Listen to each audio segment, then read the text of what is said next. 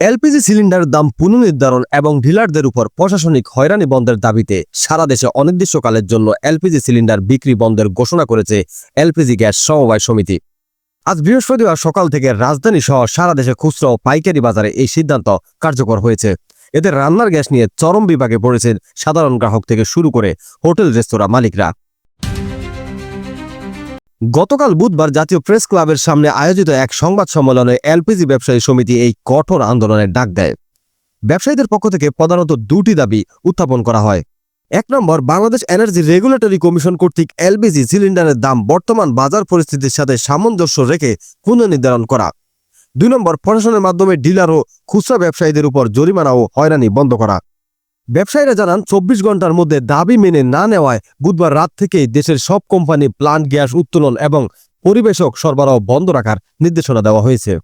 হঠাৎ সরবরাহ বন্ধ হয়ে যাওয়ায় বিপাকে পড়েছেন আবাসিক এলাকার বাসিন্দারা, বিশেষ করে যাদের বাড়িতে তিতাস গ্যাস সংযোগ নেই।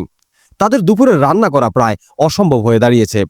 অনেক রেস্তোরাঁ গ্যাস সংকটের কারণে বন্ধ হওয়ার উপক্রম হয়েছে।